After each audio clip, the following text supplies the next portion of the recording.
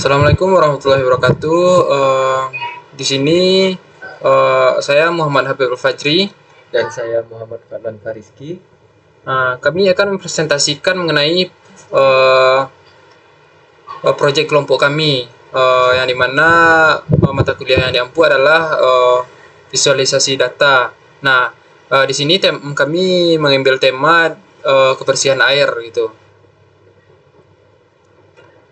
Nah, oke. Untuk yang pertama tuh kita langsung masuk ke latar belakang. Nah, latar belakang eh, zaman sekarang air bersih itu sangat penting di kehidupan, tapi faktanya masih banyak dari wilayah Indonesia yang kesulitan mendapatkan air minum. Nah, di sini menunjukkan hanya sebagian kecil di dunia bisa air itu bisa dikonsumsi. Ada air yang tercemar dan ada juga air yang bersih. Namun air yang bersih itu cukup sedikit gitu. Nah, di sini akan visualisasikan gimana sih berapa banyak sih air yang tercemar dan air yang bersih gitu. Berapa juga air yang perlu dikonsumsi untuk manusia gitu. Nah, kita langsung masuk ke dalam tujuan.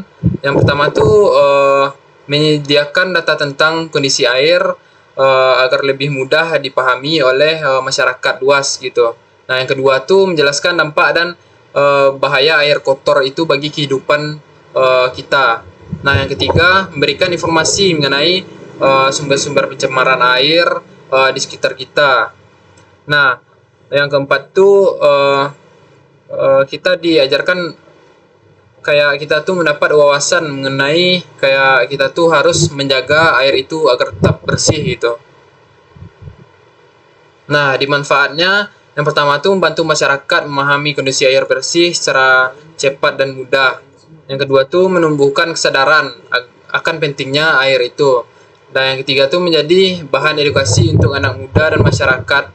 Lalu yang keempat tuh membantu mengambil keputusan dan tindakan nyata dalam menjaga air itu agar tetap bersih. Terus yang kelima, mempermudah penyampaian informasi saat presentasi, sosialisasi, dan edukasi sekolah maupun masyarakat. Nah, selanjutnya ada estimasi data 2023 tentang ilustrasi air bersih yang ada di Indonesia. Nah, di sini bisa dilihat yang pertama tuh dari DKI Jakarta. Tingkat kekotorannya tuh air tuh ada di tingkat 90% dan ini mungkin tingkat air yang paling kotor di Indonesia gitu. Nah, selanjutnya tingkat yang paling rendah itu ada di Maluku. Nah, di Maluku ini lumayan cukup bersih lah airnya, ada di 50%. Nah,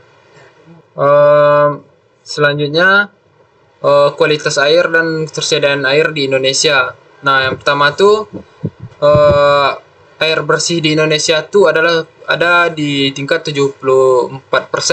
Nah, untuk layak minum tuh ada 27 sampai 30%. Nah, untuk air tercemar tuh ada di 35 sampai 40%, dan sedangkan jumlah air di Indonesia itu cuma 64%. Lalu cadangan air tawar di dunia yang ada di Indonesia itu ada 6% gitu.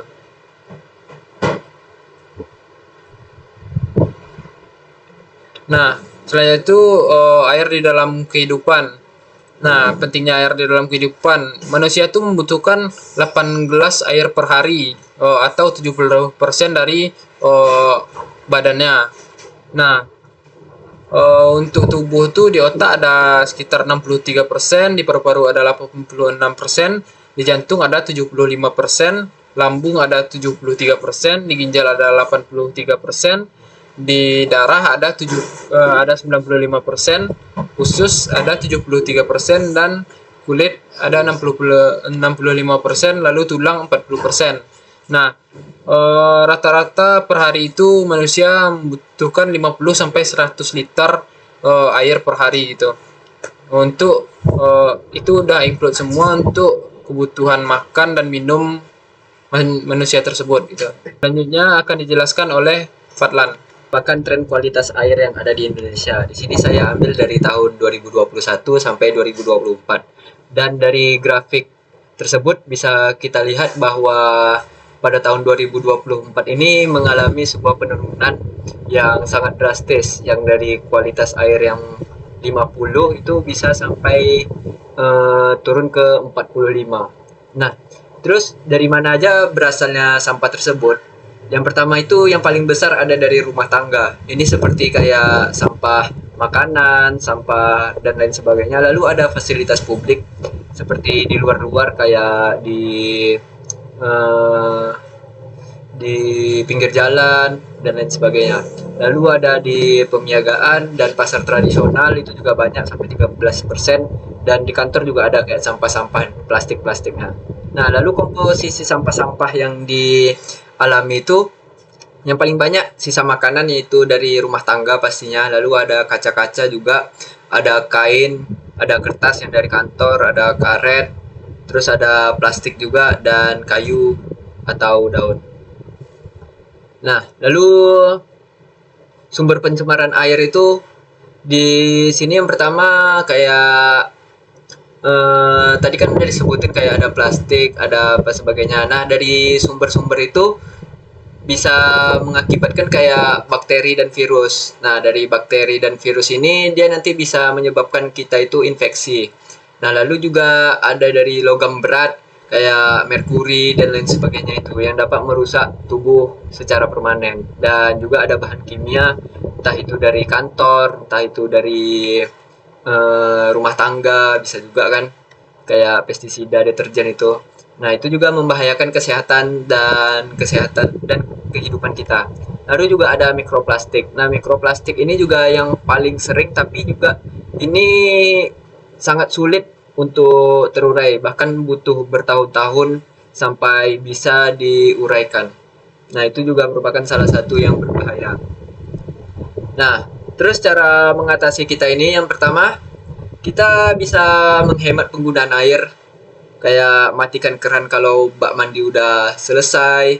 Itu juga merupakan salah satu tindakan kita. Lalu juga kita bisa tidak membuang sampah ke sungai, kayak kita berarti ini nggak mengakibatkan bahwa kuman-kuman atau virus-virus tersebut berkembang biak di sungai tersebut. Dan sungai itu kan juga merupakan habitat kayak ikan, dan kita juga kadang mengambil air dari sungai.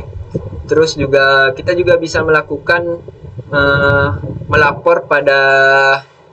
melapor ke industri tersebut jika industri tersebut mencemari sungai. Yang jika kita melihat suatu industri atau pabrik dan apapun lah yang kita lihat langsung dengan mata, kita bisa langsung melapor atau menegurnya.